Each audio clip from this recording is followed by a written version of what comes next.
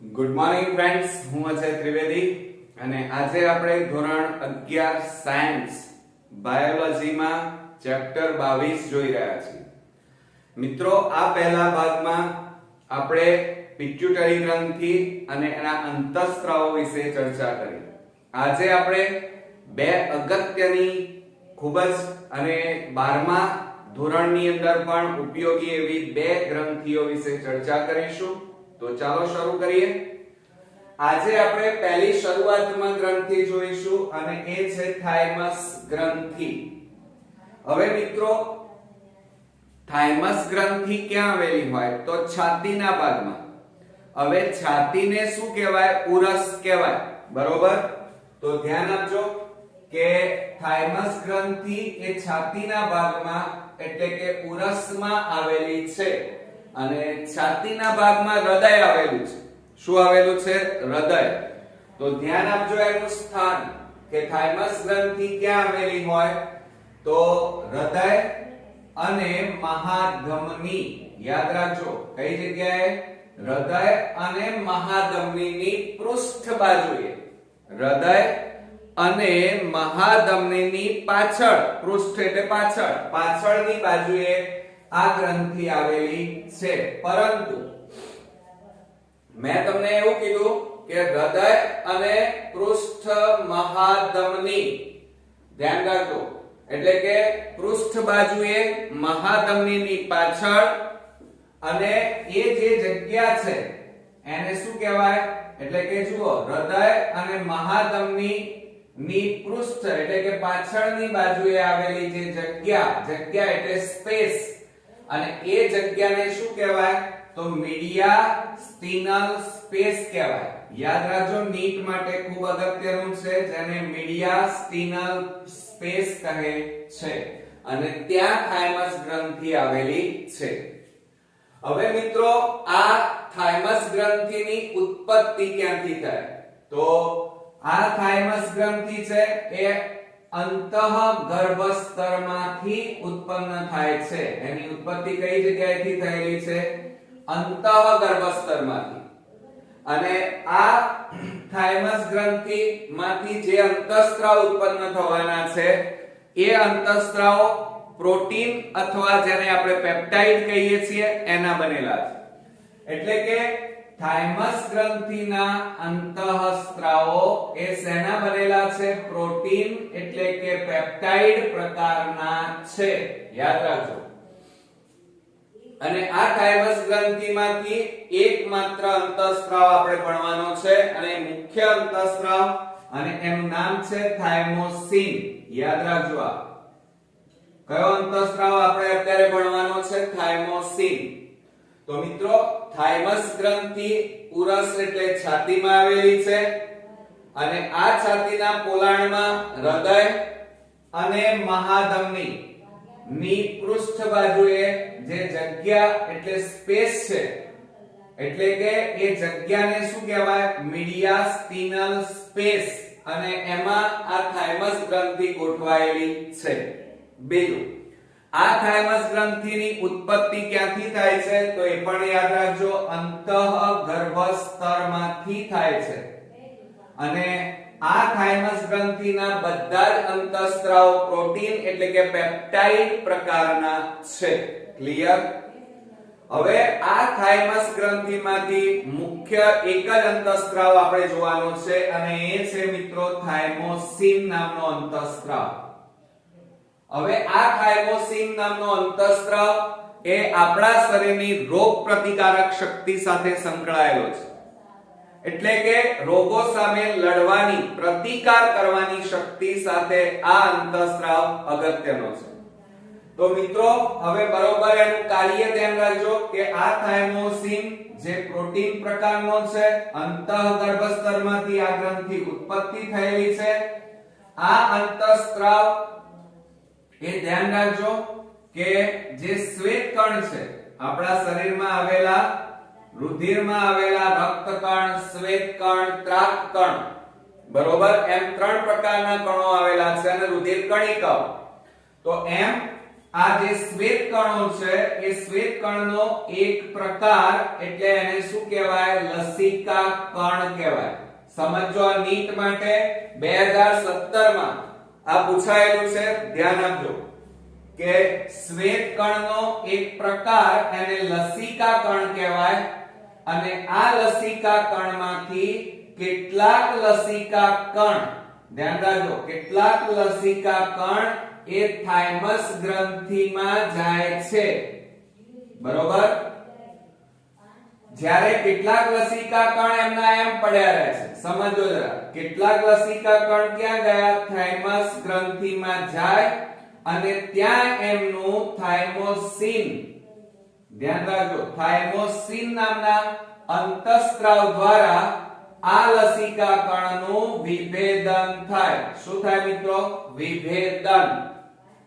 હવે આપણને પ્રશ્ન એ થાય કે વિભેદન એટલે શું?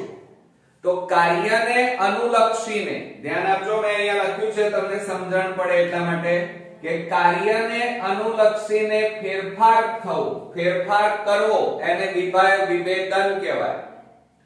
તો લસિકા કણ છે, જુઓ ફરીથી એક વખત બરોબર ધ્યાનથી જોઈ લો કે શ્વેત કણનો એક પ્રકાર એટલે લસિકા કણ અને લસિકા કણમાંથી કેટલાક લસિકા કણ થાઇમસ ગ્રંથિમાં જાય જ્યાં થાઇમોસિન એમનું વિભેદન પ્રેરે અને વિભેદન પ્રેર્યા પછી એ કોષો શેમાં ફેરવાઈ જાય? ટી કોષો.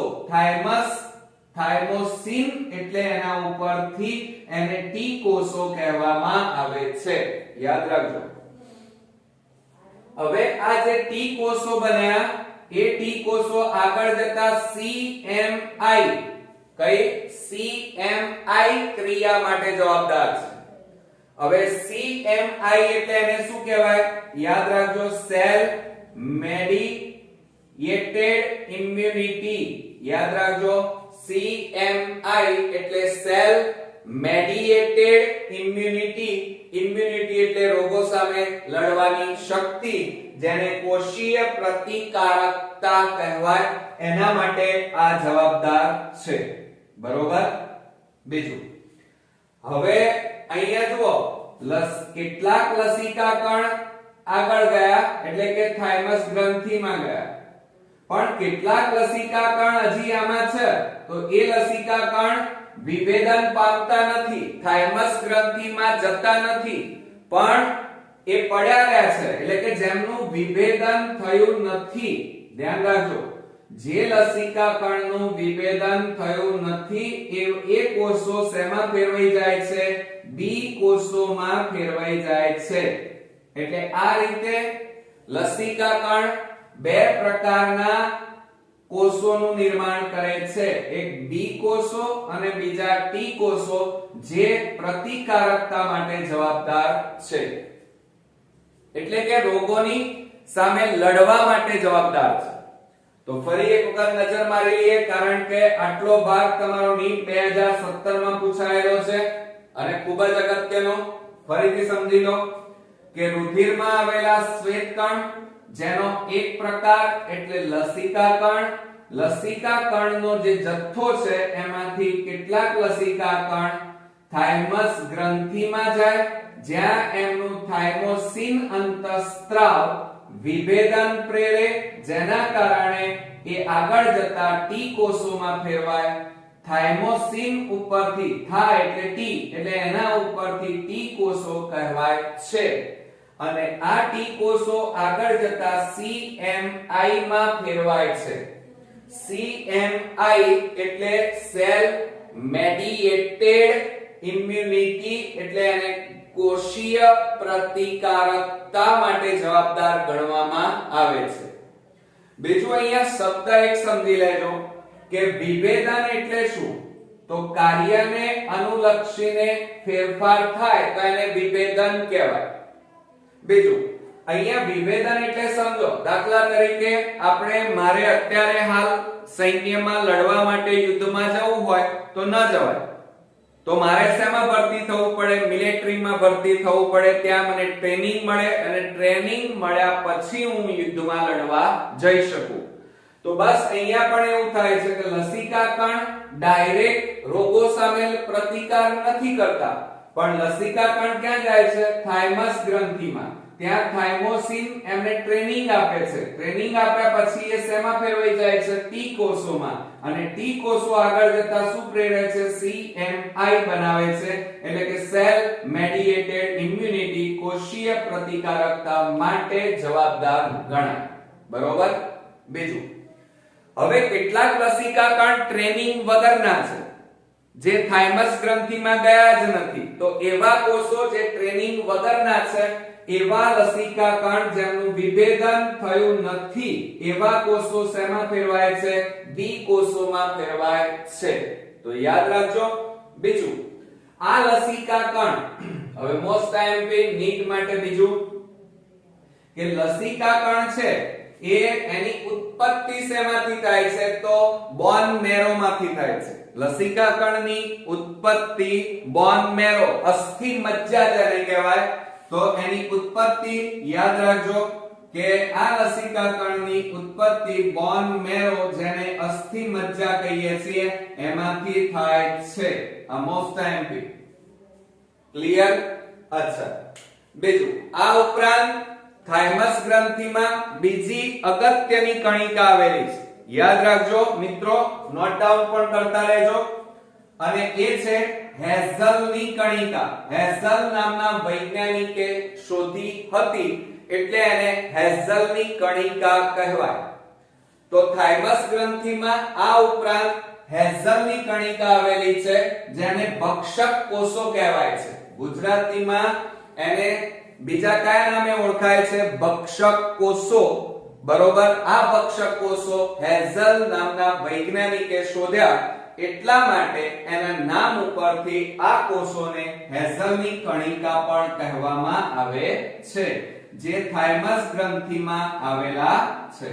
બીજું, આ ગ્રંથિ મિત્રો મોટી ઉંમરના વ્યક્તિ એટલે કે વૃદ્ધ વ્યક્તિઓમાં મૃત્યુ પામી જાય છે. હવે માનો તમે યંગ છો, એટલે તમારામાં આ ગ્રંથિ કાર્યરત હોય, જેના કારણે તમને ઝડપી રોગ થતા નથી. માનો મને મચ્છર કરડે અને તરત તાવ આવે એવું નથી થતું, પરંતુ રોગના વાયરસ, રોગના જીવાણુ આપણા શરીરમાં દાખલ થાય ત્યારે આપણું શરીર એનો પ્રતિકાર કરે અને ત્યારબાદ જ આપણને રોગ થાય અથવા ન પણ થાય. તો મિત્રો મોટી ઉંમરે આ ગ્રંથિ, થાઇમસ ગ્રંથિ મૃત્યુ પામી જાય છે. અને એટલા માટે વૃદ્ધ વ્યક્તિ, ઘરડા લોકોમાં ઇમ્યુનિટી પાવર, રોગો સામે લડવાની શક્તિ કેવી થઈ જાય છે? ઓછી. કેમ? કારણ એમાં થાઇમસ ગ્રંથિ મૃત પામી જાય છે. તો યાદ રાખજો મિત્રો કે ઘરડા લોકોને મોટા ભાગે રોગો ઝડપી કેમ થાય છે? એનું કારણ આ છે, કારણ કે ઘરડા લોકોમાં આ ગ્રંથિ મોટી ઉંમરે શું થઈ જાય છે?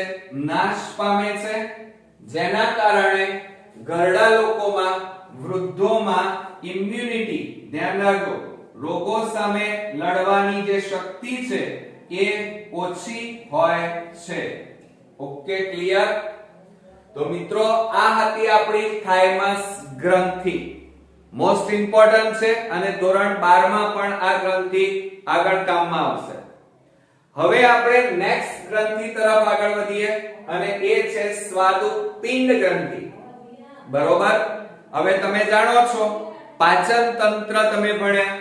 પાચન તંત્રની અંદર ધોરણ 10 અને આ 11માં પણ પાચન તંત્રમાં પાંદડા જેવી ગ્રંથિ, જેને સ્વાદુપિંડ કહેવાય, અને આ સ્વાદુપિંડને બેવડી ગ્રંથિ પણ કહેવામાં આવે છે. યાદ રાખજો. તો આ પાચન તંત્ર સાથે સંકળાયેલી ગ્રંથિ છે અને એનું કાર્ય બેવડું છે. બરોબર? એટલે એને બેવડી ગ્રંથિ કહેવામાં આવે છે. હવે આપણને પ્રશ્ન થાય કે બેવડી ગ્રંથિ કેમ? તો આ સ્વાદુપિંડ એ બહિર્સ્ત્રાવી અને અંતઃસ્ત્રાવી એમ બે પ્રકારના સ્ત્રાવો કરે છે. માટે એને બહિર્સ્ત્રાવી અને અંતઃસ્ત્રાવી એમ બે પ્રકારના સ્ત્રાવો કરે છે. બે જુદી જુદી ક્રિયાઓ સાથે સંકળાયેલી છે, માટે એમને બેવડી ગ્રંથિ કહે છે. તો જુઓ અહીંયા મિત્રો કે આ સ્વાદુપિંડ ગ્રંથિ એને બેવડી એટલે કે બહિર્સ્ત્રાવી ગ્રંથિ અને અંતઃસ્ત્રાવી ગ્રંથિ કહે છે.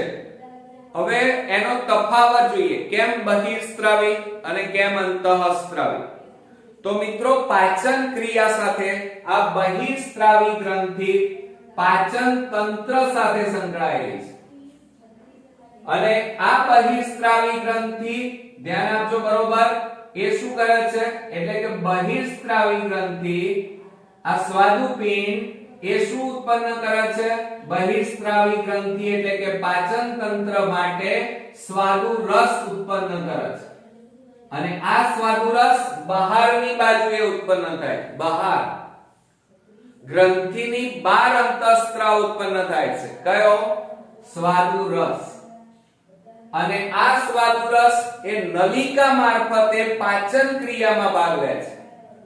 એટલે એ નલિકાનું નામ શું છે? સ્વાદુ રસ વાહિની. જોજો બરોબર, સ્વાદુપિંડમાંથી સ્વાદુ રસ ઉત્પન્ન થયો.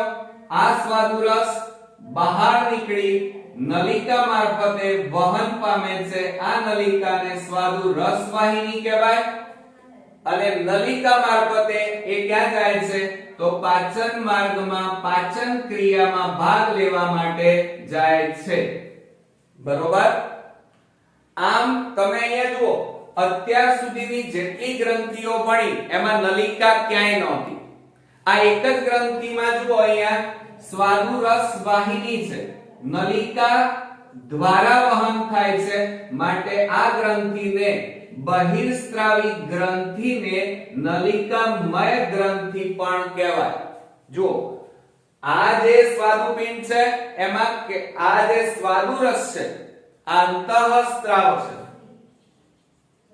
અને આ અંતઃસ્ત્રાવ ગ્રંથિની બહાર થાય છે, માટે એને બહિર્સ્ત્રાવી ગ્રંથિ કહેવાય. બીજું, નલિકા દ્વારા વહન થાય છે, માટે એને નલિકામય ગ્રંથિ પણ કહેવાય. ક્લિયર? બીજું, અને વહન પામી એ પાચન તંત્રમાં પાચન માર્ગમાં જાય છે, પાચન ક્રિયા કરવા માટે ભાગ લે છે. ઓકે. પણ આપણે આ પાઠની અંદર બહિર્સ્ત્રાવી આ ભણવાનું નથી, આ આપણે પાચન તંત્રમાં ભણીશું. ઓકે. હવે અંતઃસ્ત્રાવી ગ્રંથિ વિશે વાત કરીએ તો સ્વાદુપિંડ એ અંતઃસ્ત્રાવી ગ્રંથિ પણ છે. અંતઃ એટલે અંદરના અંદર, એટલે આ અંતઃસ્ત્રાવી ગ્રંથિ અંતઃસ્ત્રાવો ઉત્પન્ન કરે છે. હવે અંતઃસ્ત્રાવો ઉત્પન્ન કર્યા પછી એનું વહન કોઈ અલગ નલિકા દ્વારા વહન થતું નથી, પણ શેમાં ઠલવાય? રુધિરમાં. બરોબર. રુધિરમાં ઠલવાય અને ત્યારબાદ એ પોતે પોતાનું કાર્ય જે તે જગ્યાએ લક્ષ્ય જ્યાં એનું હોય ત્યાં એ કાર્ય કરે. એટલે એનો મતલબ એ થયો કે અંતઃસ્ત્રાવી ગ્રંથિમાં અંતઃસ્ત્રાવોનું વહન નલિકા મારફતે થતું નથી. અહીંયા કોઈ નલિકા ભાગ લેતી નથી. એટલા માટે આ અંતઃસ્ત્રાવી ગ્રંથિને નલિકા વિહીન ગ્રંથિ કહે છે. યાદ રાખજો. અથવા એને અંતઃસ્ત્રાવી ગ્રંથિ પણ કહે છે. એના અંતઃસ્ત્રાવો નલિકા મારફતે વહન પામતા નથી, પણ રુધિરમાં ઠલવાય છે અને રુધિર દ્વારા એનું વહન થઈ જ્યાં એનું લક્ષ્યાંગ હોય, જ્યાં એને ભાગ લેવાનો હોય ત્યાં એ પહોંચી કાર્ય કરે છે. તો આ રીતે મિત્રો સ્વાદુપિંડ ગ્રંથિને બેવડી ગ્રંથિ એટલે કે બહિર્સ્ત્રાવી અથવા અંતઃસ્ત્રાવી ગ્રંથિ કહે છે. બીજું, ચલો હવે આ જે સ્વાદુપિંડ એમાં આપણે આ પાચન તંત્ર બહિર્સ્ત્રાવી ગ્રંથિ અહીંયા ભણવાની નથી, આપણે અત્યારે અંતઃસ્ત્રાવી ગ્રંથિ ભણવા જવાનું છે. હવે આ સ્વાદુપિંડ છે તો સ્વાદુપિંડની અંદર લેંગરહાન્સના કોષપુંજો આવેલા છે. શું આવેલું છે યાદ રાખજો નીટ માટે કે સ્વાદુપિંડમાં લેંગરહાન્સના કોષપુંજો આવેલા છે એટલે કે કોષો આવેલા છે. સ્વાદુપિંડ શેની બનેલી છે? લેંગરહાન્સના કોષપુંજો. બરોબર. બીજું આ કોષો કેટલા છે સ્વાદુપિંડમાં? તો 1 થી 2 મિલિયન. યાદ રાખજો આ નીટ માટે 1 થી 2 મિલિયન. એટલે કે સ્વાદુપિંડમાં લેંગરહાન્સના કોષપુંજો 10 થી 20 લાખ. કેટલા? 10 થી 20 લાખ જેટલા હોય છે. 1 થી 2 મિલિયન એટલે 10 થી 20 લાખ છે. અને માટે આટલા કોષો એ સ્વાદુપિંડનો 1 થી 2% જેટલો ભાગ રોકે છે. બરોબર. તો આ લેંગરહાન્સના કોષપુંજો એ સ્વાદુપિંડનો 1 થી 2% ભાગ રોકે છે. ક્લિયર? ઓકે. અચ્છા, હવે આ લેંગરહાન્સના જે કોષપુંજો છે જે સ્વાદુપિંડમાં આવેલા છે એ બે પ્રકારના કોષોનું નિર્માણ કરે છે. કયા કોષો આવેલા છે એમાં? એક આલ્ફા કોષો અને બીજા છે બીટા કોષો. કયા કોષો આવેલા છે યાદ રાખજો. હવે નીટ ચાલી રહ્યું છે કે સ્વાદુપિંડમાં લેંગરહાન્સના કોષપુંજો આવેલા છે અને આ લેંગરહાન્સના કોષપુંજો બે પ્રકારના કોષો ધરાવે છે. એક આલ્ફા કોષો અને બીજા છે બીટા કોષો. બરોબર. બીજું હવે ધ્યાન આપજો કે આ આલ્ફા કોષો એક ગ્લુકેગોન નામના અંતઃસ્ત્રાવનું નિર્માણ કરે છે. આલ્ફા કોષો શેનું નિર્માણ કરે છે? ગ્લુકેગોન નામના અંતઃસ્ત્રાવનું નિર્માણ કરે. જ્યારે બીટા કોષો છે એ આ ઇન્સ્યુલિન, ધ્યાન આપજો, ઇન્સ્યુલિન નામના અંતઃસ્ત્રાવનું નિર્માણ કરે. ફરીથી કહું છું, આલ્ફા કોષો ગ્લુકેગોન નું નિર્માણ કરે, બીટા કોષો ઇન્સ્યુલિન નું નિર્માણ કરે. બીજું, હવે આ બંને અંતઃસ્ત્રાવો એકબીજાની વિરુદ્ધ કાર્ય કરે છે. આ બંને અંતઃસ્ત્રાવો એકબીજાની વિરુદ્ધ એન્ટી કાર્ય કરે છે. માટે એને એન્ટાગોનિસ્ટ અંતઃસ્ત્રાવ પણ કહે છે. કેવા કહે છે યાદ રાખજો નીટ માટે. આ બંને અંતઃસ્ત્રાવો એકબીજાની વિરુદ્ધ કાર્ય કરે માટે એને એન્ટાગોનિસ્ટ અંતઃસ્ત્રાવ કહેવામાં આવે છે. બીજું, આ ગ્લુકેગોન અને ઇન્સ્યુલિન આ બંને અંતઃસ્ત્રાવો પ્રોટીનના બનેલા છે, એટલે કે પેપ્ટાઇડ પ્રકારના છે. કેવા પ્રકારના છે? પેપ્ટાઇડ પ્રકારના છે. બરોબર મિત્રો. હવે આ ગ્લુકેગોન અંતઃસ્ત્રાવ શું કાર્ય કરે? તો ધ્યાન આપજો મિત્રો કે ગ્લુકેગોન એ રુધિરમાં ગ્લુકોઝનું પ્રમાણ વધારે, એટલા માટે મેં ઉપર એરો માર્યો છે. ગ્લુકેગોન શું કરે? રુધિરમાં ગ્લુકોઝનું પ્રમાણ વધારે. જ્યારે ઇન્સ્યુલિન શું કાર્ય કરે? રુધિરમાં ગ્લુકોઝનું પ્રમાણ ઘટાડે. જુઓ, ઘટાડે છે એટલે મેં એરો ક્યાં માર્યો? નીચેની તરફ. બરોબર. જુઓ, આ અંતઃસ્ત્રાવ ગ્લુકોઝનું પ્રમાણ વધારે છે, જ્યારે આ શું કરે છે? ગ્લુકોઝનું પ્રમાણ ઘટાડે. એટલે બંનેના કાર્યો એકબીજાની વિરુદ્ધ કાર્યો છે. બીજું, અને એટલા માટે આ શું કરે છે? ગ્લુકોઝનું પ્રમાણ વધારે માટે એને હાઇપર કહેવાય. શું કહેવાય મિત્રો? ધ્યાન રાખજો. બરોબર. હાઇપર ગ્લાયસેમિક અંતઃસ્ત્રાવ કહેવાય. કેવો કહેવાય? હાઇપર ગ્લાયસેમિક અંતઃસ્ત્રાવ કહેવાય. જ્યારે આ રુધિરમાં ગ્લુકોઝનું પ્રમાણ ઘટાડે, અને ઘટાડે એટલે એના માટે કયો શબ્દ વપરાય? હાઇપો શબ્દ વપરાય. હાઇપોગ્લાયસેમિક અંતઃસ્ત્રાવ કહેવાય. કેવો અંતઃસ્ત્રાવ કહેવાય? હાઇપોગ્લાયસેમિક. એટલે એનો મતલબ એ થયો કે ગ્લુકેગોન એ હાઇપરગ્લાયસેમિક અંતઃસ્ત્રાવ છે, જ્યારે ઇન્સ્યુલિન એ હાઇપોગ્લાયસેમિક અંતઃસ્ત્રાવ છે. બરોબર મિત્રો? આ ગ્લાયકોજન જે છે એ ગ્લાયકોજન નું શેમાં રૂપાંતર થશે? ગ્લુકોઝમાં. પણ ગ્લાયકોજન નું ગ્લુકોઝમાં ગ્લાયકોજિનોલાયસિસ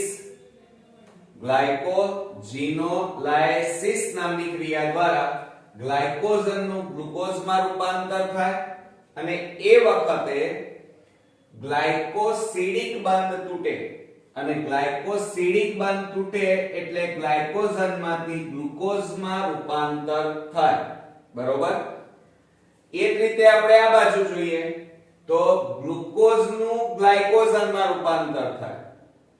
આપણે અહીંયા ગ્લુકોઝ બને છે, જ્યારે અહીંયા ગ્લુકોઝમાંથી શું બને છે? ગ્લાયકોજન. એટલે કેવી રીતે બનશે? તો ગ્લુકોઝનું ગ્લાયકોજનમાં ગ્લાયકોજિનેસિસ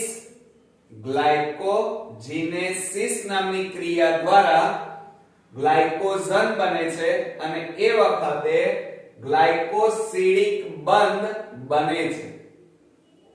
જો અહીંયા ગ્લાયકોસિડિક બંધ તૂટવાની ક્રિયા, અહીંયા બંધ બનવાની ક્રિયા, અહીંયા ગ્લાયકોજનનું ગ્લુકોઝમાં રૂપાંતર થાય, અહીંયા ગ્લુકોઝનું ગ્લાયકોજનમાં રૂપાંતર થાય છે. એટલે બંને ક્રિયાઓ એકબીજાની પરસ્પર કેવી છે? વિરુદ્ધ ક્રિયા છે. એક ગ્લુકોઝ બનાવે છે, એક ગ્લુકોઝ મોટા ભાગે રૂપાંતર ગ્લાયકોજનમાં કરે છે. હવે બીજી વાત કરીએ કે આ બંને ક્રિયાઓ મોટા ભાગે કઈ જગ્યાએ થાય? તો આપણા શરીરના યકૃતમાં આ બંને ક્રિયાઓ થાય છે. બીજું અહીંયા તમે જોયું છે લાયસિસ ક્રિયા થાય છે. અહીંયા તમે જુઓ લાયસિસ, એનો મતલબ શું થાય? તો ધ્યાન આપજો, લાયસિસ એટલે તૂટવું, તોડવું. બરોબર? અને એટલા માટે ગ્લાયકોસિડિક બંધ અહીંયા તૂટે છે એટલે લાયસિસ એટલે તૂટવું, યાદ રાખજો. જ્યારે અહીંયા શું થાય છે? જીનેસિસ. જીનેસિસ એટલે બનવું, જોડવું, અને એટલા માટે બંધ જોડાય છે અને જોડાય એટલે ગ્લુકોઝમાંથી ગ્લાયકોજન બને. બરોબર મિત્રો? આ ઉપરાંત ધ્યાન રાખજો કે સ્વાદુપિંડ એ પોતે ઉત્પન્ન ક્યાં થાય છે? પાચન તંત્ર સાથે આમ તો સંકળાયેલો ગ્રંથિ કહેવાય. ઉત્પન્ન ક્યાં થાય છે? તો આપણને ખબર છે કે સ્વાદુપિંડમાંથી બે અંતઃસ્ત્રાવો ગ્લુકેગોન અને ઇન્સ્યુલિન ઉત્પન્ન થાય. ઉત્પન્ન સ્વાદુપિંડમાંથી થાય અને કાર્ય કઈ જગ્યાએ કરે? યકૃતમાં. ધ્યાન આપજો, સ્વાદુપિંડ એ શું કરે? તો ગ્લુકેગોન અને ઇન્સ્યુલિન આ બંને અંતઃસ્ત્રાવો સ્વાદુપિંડમાં ઉત્પન્ન થાય અને ઉત્પન્ન થયા પછી એમનું કાર્યક્ષેત્ર કઈ જગ્યાએ? તો એમનું કાર્ય યકૃતમાં થાય. એટલે ઉત્પત્તિ સ્થાન અને કાર્ય સ્થાન બંને કેવા છે? અલગ અલગ છે. બરોબર? બીજું અહીંયા આપણે જોઈએ છે કે લાઇપોજીનેસિસ એ લિપિડના નિર્માણ, ધ્યાન આપજો. બરોબર? હવે લિપિડના નિર્માણને ઉત્તેજે છે. કઈ? લાઇપોજીનેસિસ એ લિપિડના નિર્માણને ઉત્તેજે છે, જ્યારે લિપોલિસિસ એ ગ્લુકોઝના નિર્માણને ઉત્તેજે છે. આ ધ્યાન આપજો. બરોબર? અહીંયા જે બે ક્રિયાઓ થાય છે, કઈ કઈ? લાઇપોજીનેસિસ અને લિપોલિસિસ. તો લાઇપોજીનેસિસ માં લિપિડના નિર્માણને ઉત્તેજે અને લિપોલિસિસ એ ગ્લુકોઝના નિર્માણને ઉત્તેજે. હવે ગ્લુકોઝનું નિર્માણ વધે જાય તો રુધિરમાં ગ્લુકોઝનું પ્રમાણ શું થાય? વધી જાય. તો મિત્રો ધ્યાન આપો કે રુધિરમાં ગ્લુકોઝનું પ્રમાણ જો વધી જાય, આપણે જાણીએ છીએ કે અહીંયા જો સતત આ રીતે ગ્લુકોઝ બને જાય અને એ ગ્લુકોઝ રુધિરમાં ઠલવાય જાય તો રુધિરમાં ગ્લુકોઝનું પ્રમાણ જરૂર કરતા વધી જાય અને જરૂર કરતા વધી જાય તો એ રોગને ડાયાબિટીસ શું કહેવામાં આવે છે? મેલિટસ કહે છે. ધ્યાન આપજો, કયો રોગ? મેલિટસ. હવે આપણને એમ થાય કે સર બીજો એક રોગ તમે શીખવાડ્યો હતો અને એ તો કયો હતો? ડાયાબિટીસ ઇન્સિપિડિસ. આ ડાયાબિટીસ મેલિટસ છે. મેલિટસ માં શું થાય? તો રુધિરમાં ગ્લુકોઝનું પ્રમાણ વધી જાય, બરોબર? તો એને આ રોગને ડાયાબિટીસ મેલિટસ તરીકે ઓળખવામાં આવે છે. બીજું, હવે આ ઇન્સ્યુલિનના કારણે આવું થાય, ઇન્સ્યુલિનનું પ્રમાણ ઘટી જાય, બરોબર? તો ડાયાબિટીસ મેલિટસ નામનો રોગ થાય. તો આ ઇન્સ્યુલિન નામનો અંતઃસ્ત્રાવ એ ડાયાબિટીસ નામનો રોગ પ્રેરે છે, માટે એને ડાયાબિટોજેનિક અંતઃસ્ત્રાવ, નીટ માટે ધ્યાન આપજો, ડાયાબિટોજેનિક અંતઃસ્ત્રાવ કહે છે. તો એનો મતલબ એ થયો કે આ ઇન્સ્યુલિન અંતઃસ્ત્રાવ એ ડાયાબિટોજેનિક અંતઃસ્ત્રાવ કહે છે. કેમ?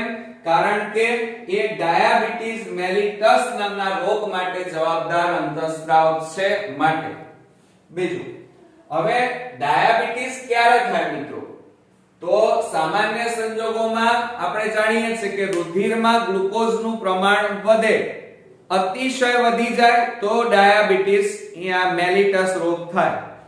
પણ સામાન્ય સંજોગોમાં આપણા રુધિરમાં ગ્લુકોઝનું પ્રમાણ કેટલું હોવું જોઈએ? તો ધ્યાન આપજો મિત્રો કે રુધિરમાં એટલે કે 100 ml રુધિરમાં કેટલું? 100 ml રુધિરની અંદર 90 થી 100 મિલીગ્રામ. યાદ રાખજો આ નીટ માટે કે 100 ml રુધિરમાં 90 થી 100 મિલીગ્રામની વચ્ચે આપણા રુધિરમાં ગ્લુકોઝ હોય તો એને સામાન્ય સ્થિતિ કહેવાય. પરંતુ જો ગ્લુકોઝનું પ્રમાણ 100 મિલીગ્રામ કરતા રુધિરમાં વધી જાય તો એને ડાયાબિટીસ રોગ કહેવાય. ઘણીવાર આપણે સાંભળતા હોઈએ છીએ, ઘણા વ્યક્તિઓ કહેતા હોય છે કે મારે 300 ડાયાબિટીસ, કોઈ કે 250 ડાયાબિટીસ. એટલે એનો મતલબ શું થાય કે 100 ml રુધિરમાં એ વ્યક્તિના રુધિરમાં જે ગ્લુકોઝનું પ્રમાણ છે એ 250 મિલીગ્રામ 300 મિલીગ્રામ થઈ ગયું છે એમ કહી શકાય, બરોબર? બીજું, હવે જો મિત્રો રુધિરમાં ગ્લુકોઝનું પ્રમાણ વધી જાય તો એને ગ્લુકોઝ યુરિયા કહે છે. શું કહે છે? Glucose urea. કેમ ગ્લુકોઝ યુરિયા કહે છે? તો ધ્યાન આપજો કે રુધિરમાં ગ્લુકોઝનું પ્રમાણ જરૂર કરતા વધી જાય તો એને ગ્લુકોઝ યુરિયા પણ કહેવાય. કેમ? કારણ કે આવી વ્યક્તિ મૂત્ર દ્વારા, ધ્યાન આપજો, મૂત્ર દ્વારા ગ્લુકોઝનો નિકાલ કરે છે. આવી વ્યક્તિ જેને ડાયાબિટીસ મેલિટસ નામનો રોગ થયો હોય એવી વ્યક્તિ જ્યારે મૂત્રનો ત્યાગ કરે ત્યારે એના મૂત્રમાં ગ્લુકોઝનું પ્રમાણ જોવા મળે અને એ વ્યક્તિ મૂત્ર ત્યાગ કર્યા પછી 5 થી 10 મિનિટ પછી જો ત્યાં જુએ તો એ મૂત્ર જે જગ્યાએ ત્યાગ કર્યો હોય ત્યાં કીડી મકોડા મોટા ભાગે જોવા મળે છે. એટલે એનો મતલબ કે એ મૂત્ર, એ પ્રવાહી જે એને ત્યાગ કર્યો છે એમાં ગ્લુકોઝ ગળપણનું પ્રમાણ વધારે છે, બરોબર? તો ધ્યાન આપજો. બીજું, આપણે અહીંયા બે અંતઃસ્ત્રાવો મિત્રો જોયા. કયા કયા? ગ્લુકેગોન અને ઇન્સ્યુલિન. આ બંને અંતઃસ્ત્રાવો ક્યાંથી ઉત્પન્ન થાય? લેંગરહાન્સના કોષપુંજોમાંથી. તો ધ્યાન આપજો કે સામાન્ય રીતે હવે અહીંયા જોઈ લો કે લેંગરહાન્સના જે કોષપુંજો છે,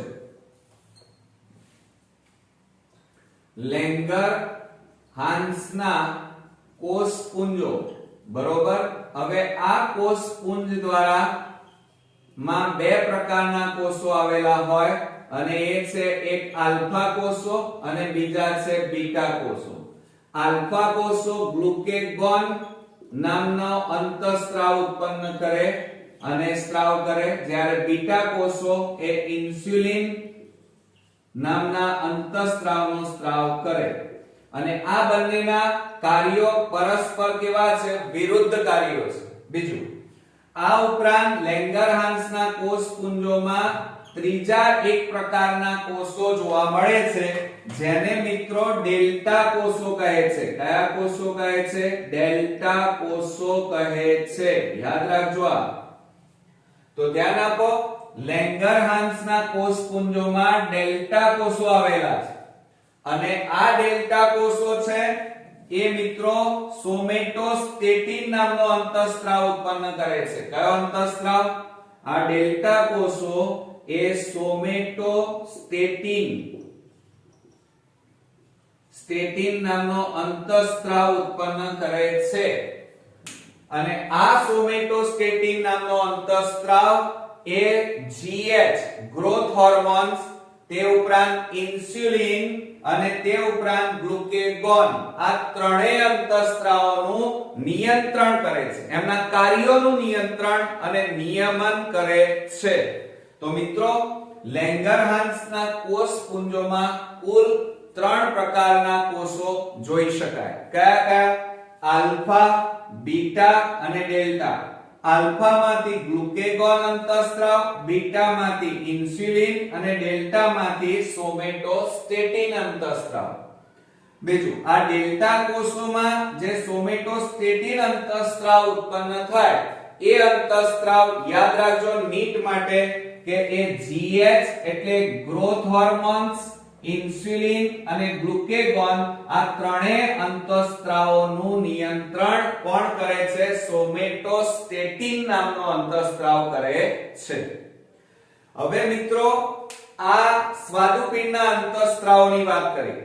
હવે આ સ્વાદુપિંડના અંતઃસ્ત્રાવી ગ્રંથિના અંતઃસ્ત્રાવ, બહિર્સ્ત્રાવી ગ્રંથિ એ પાચન ક્રિયામાં ભાગ લે અને એ આપણે પાચન ક્રિયા વખતે શીખીશું.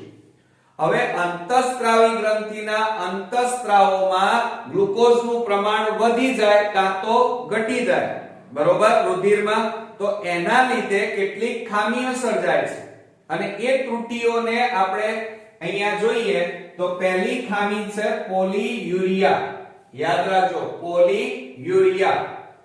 તો મિત્રો મૂત્રમાં ગ્લુકોઝનું પ્રમાણ વધે એટલે એનો મતલબ શું થાય કે મૂત્રમાં ગ્લુકોઝની સાંદ્રતા વધી જાય તો આ ખામીને આપણે શું કહીએ છીએ? પોલીયુરિયા. અને સાથે સાથે મૂત્રમાં ગ્લુકોઝનું પ્રમાણ વધે અને સાથે સાથે પાણીનો પણ પુષ્કળ ત્યાગ થાય તો આ ખામીને પોલીયુરિયા કહે છે. બીજું, અહીંયા જુઓ મિત્રો, મેં શું કીધું સમજો જરા કે આ ખામીની અંદર મોટા ભાગે રુધિરમાં ગ્લુકોઝનું પ્રમાણ વધી જાય. હવે ગ્લુકોઝનું પ્રમાણ વધે તો એ ગ્લુકોઝ મૂત્ર દ્વારા એનો ત્યાગ કરવામાં આવે, પણ મૂત્ર કેવું બની જાય? ગ્લુકોઝનું પ્રમાણ વધે એટલે સાંદ્ર બને એટલે એની આ મૂત્રની સાથે સાથે બે વસ્તુનો ત્યાગ થાય. કઈ? એક તો ગ્લુકોઝ અને બીજું છે પાણી. હવે વધારે પાણી અને વધારે ગ્લુકોઝ મૂત્ર દ્વારા બહાર ત્યાગ થાય તો શરીરમાં પાણીની માત્રા ઘટી જાય. હવે શરીરમાં પાણીનું પ્રમાણ ઘટે તો એ ક્રિયાને નિર્જલીકરણ અથવા તો ડિહાઇડ્રેશન કહેવાય. તો મિત્રો આ ધ્યાન રાખજો કે મૂત્રમાં પાણી વધુ માત્રામાં દૂર થાય તો એને પોલીયુરિયા પણ કહે છે. ક્લિયર? ચાલો, ત્યાર પછી બીજી ખામી જોઈએ, પોલીડિપ્સિયા. કઈ? પોલીડિપ્સિયા પ્રકારની ખામી. તો શરીરમાં પાણીનું પ્રમાણ, જોજો, શરીરમાં પાણીનું પ્રમાણ ઘટી જાય.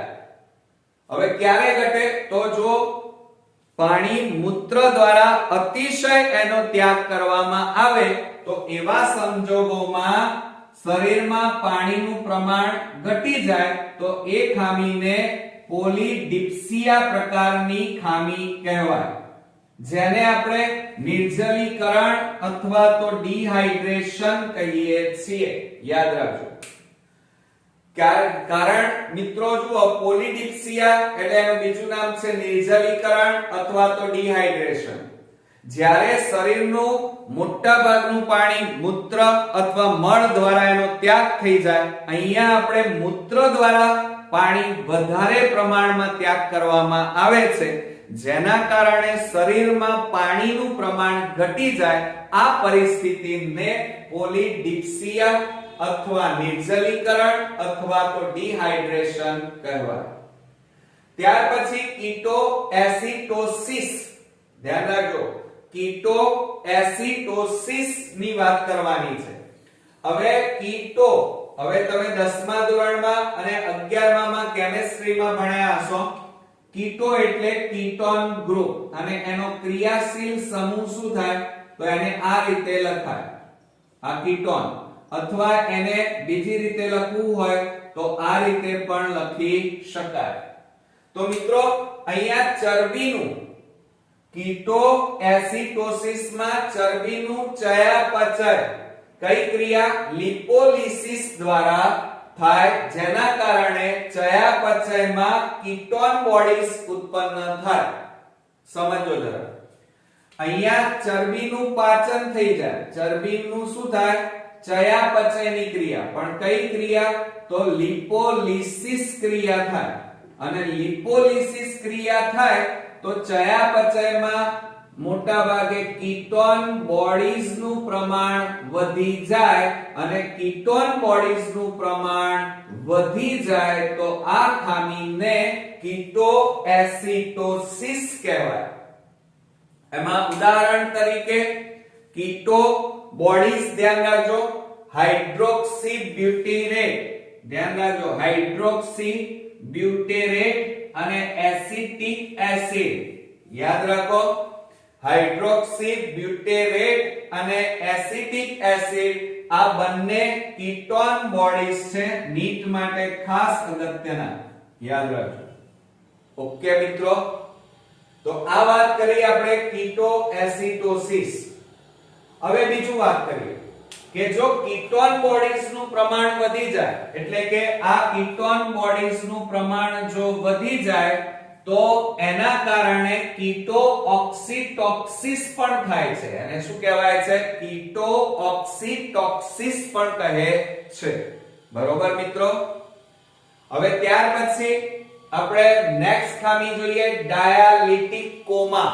કોમા શબ્દ તો તમે સિરિયલ, પિક્ચર અથવા તો તમારી આજુબાજુ કોઈક જગ્યાએ સાંભળ્યો હશે. જ્યારે વ્યક્તિ મોટા ભાગે પોતાના શરીર ઉપરથી નિયંત્રણ ગુમાવી દે, બેભાન થઈ જાય અને કોઈ પણ ક્રિયાઓ કરી ન શકે તો એને કોમાની પરિસ્થિતિ આપણે ઓળખીએ છીએ. પણ આ કોમાની પરિસ્થિતિ અહીંયા કેવી રીતે બને છે એ જરા જોઈએ.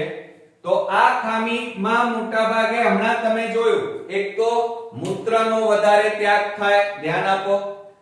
ડાયાલિટિક કોમા ક્યારે થાય તો ધ્યાન આપજો બરોબર. એક તો રુધિરમાં ગ્લુકોઝનું પ્રમાણ વધી જાય, અતિશય વધે. આ બધામાં અતિશય શબ્દ વાપરવાનો, કે રુધિરમાં ગ્લુકોઝનું પ્રમાણ અતિશય વધે, અથવા મૂત્ર દ્વારા ગ્લુકોઝનું મોટા ભાગે અતિશય એનો નિકાલ અથવા તો વહન થાય.